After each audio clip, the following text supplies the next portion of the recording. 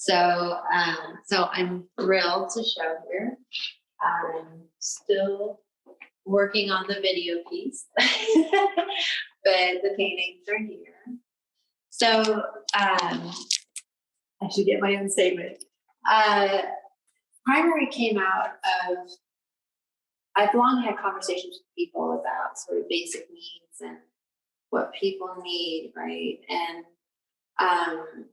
this time last year, I was working in the financial industry and the insurance industry, and learning a lot about managing money. And so that was pretty new for me. I've never been someone who budgets or I'm like, one of the questions people ask in insurance is if you're a saver or spender. Always been a spender. So it was the insurance industry that has now made me a saver. And I would suggest everybody save as much as they can. So, so I was going to paint Van Gogh to represent like the importance of money in our lives. I was going to paint Van Gogh because this painting sold for a lot of money. It's not the most expensive painting that ever sold, but it's one of the most expensive natural paintings. A lot of the abstract paintings have surpassed the sale numbers on natural paintings. And then my idea was I was going to blur it like Richter does, because Gerhard Richter, a German abstract artist, I was very attracted to his work in the beginning because of its skill, but then the more I learned about his philosophy, he actually tries to erase meaning in his artwork. And his statement is basically about no meaning, no context, erasing sort of history in a way, erasing nostalgia, erasing meaning in painting. And so I had a strong reaction to that many years ago, and wrote a statement similar to Richter, filled with meaning and purpose. So anyway, I was going to blur it in a way to represent how we try to erase meaning from nature, how we try to erase meaning from a lot of important things. And then I was going to write money across it. And then I changed it and I was like, you know what? I'm going to write time on it. It would fit better. But it was already dry enough that it wouldn't blur when I was going to do that. So I was just like, why not just,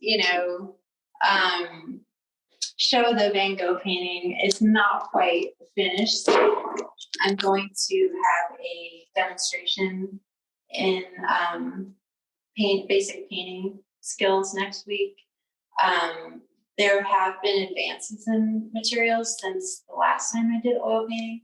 And part of this show is a bit about oil painting because it's a new love again. I gave it up for many years, and so now I'm back into the oils. And the tree is here because one of the primary things, of course, is food and nature and the whole interaction, the whole cycle of life on Earth. This is part of the One Earth area. Gravity is also, a basic thing that we deal with on Earth.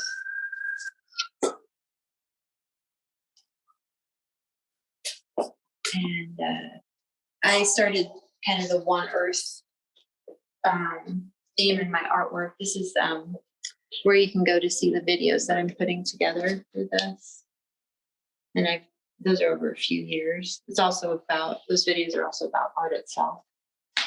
But the One Earth is kind of reaction to the millionaire idea of us living on Mars. Doesn't work. So this is a painting that I worked with a teacher at an atelier in LA, and it's about connections. These boys have very, very aggressive sibling rivalry, but I caught them in a moment of love. And I do think they'll be connected when they're older, just like my two brothers, which are the same distance apart. And I'm also working on adding paintings, hopefully before the opening next Saturday, of friends and family that I have these wonderful pictures of. I wanted this area to be full of people because it's about connections. Yeah.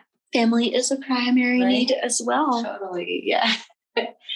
And this is about being human, understanding personality. I think it took me many years to understand, the chemicals and how they actually can change our behavior and change our way of experiencing the world. So this one represents testosterone. Mm-hmm. And there's the molecular structure. My dad was a Methodist minister, and he cared a lot about people. And so he cared a lot about peace. That was his main thing. And so he, at the end of his life, he talked about how maybe managing testosterone, be less violent. Interesting. Yeah. Not that it's always bad, it can be very good, but yeah, it's just so I was thinking about that a lot. So then this painting is about the duality, I think, in life.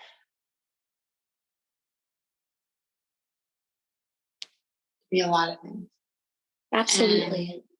And then Black and White is a series I'm doing, which is recycling styrofoam and painting with enamel, because I think recycling is primary, reusing is primary. It's just sustainability. I don't know where that sign went this year. And then this is an older painting, but the sun became a symbol of this exhibit. Sun and air, clean air and water. And how much we rely on that for food and energy every day. So trippy. This is acrylic on paper, and the detail is extraordinary. It almost looks like a print.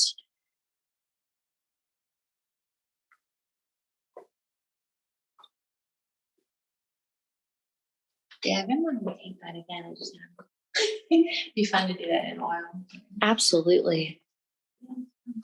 And then this is a newer painting. It's of Diablo Canyon, which is a nuclear power plant in California, which is still operating.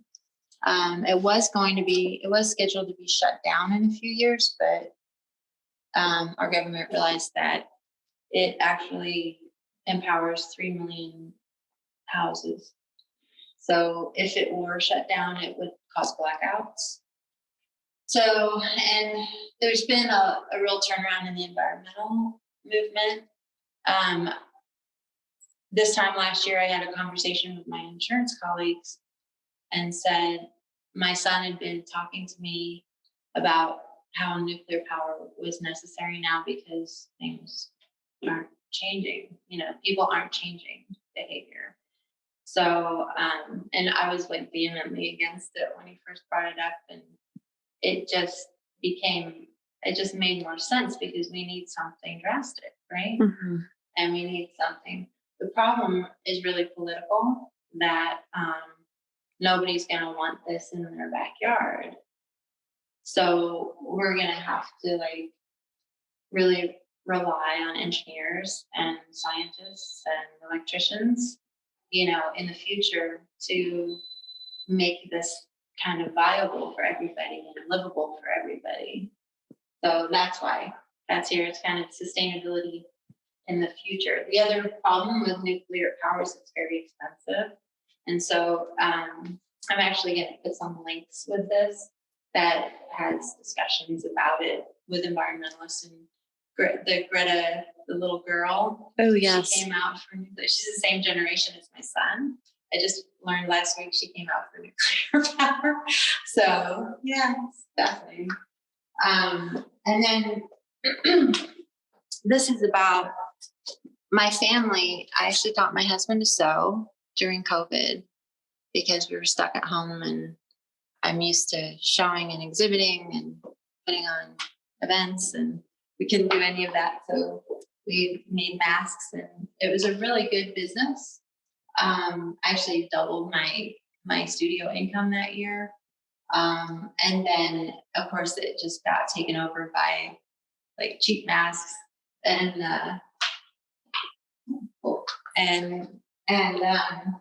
you know, the industry. And then I was very, very upset when the N95 mask became required for everybody because there was no science behind that. It was all marketing and inventories. So that's why I made this. Because it was like the whole endeavor was manipulated kind of. But it's almost like when I was making this, I realized how organic and economics is. Like how else are human beings going to be? You know, like it's actually very organic, the way that we do business, the way that we create. It's like it was such a natural process to see it. You know, there's a video that I have is from Masks for All, and it was the original video like in March 2020 when some scientists and artists got together and did a call for homemade masks, and then people started making them. So the video actually says, I know they're not in stores. So it was, and this is very emotional for me because it's like artists were actually saving lives. So this is not only about economics, but it's about the arts and the importance of the arts and the importance of skill and creativity. And then it grew, right?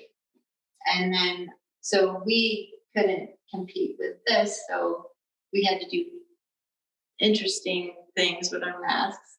And then by the time that this, like they basically said no cloth masks, our business was done, you know. And then now it's like nobody's talking about the N95 requirement at all. So it's just a weird kind of fun thing to do.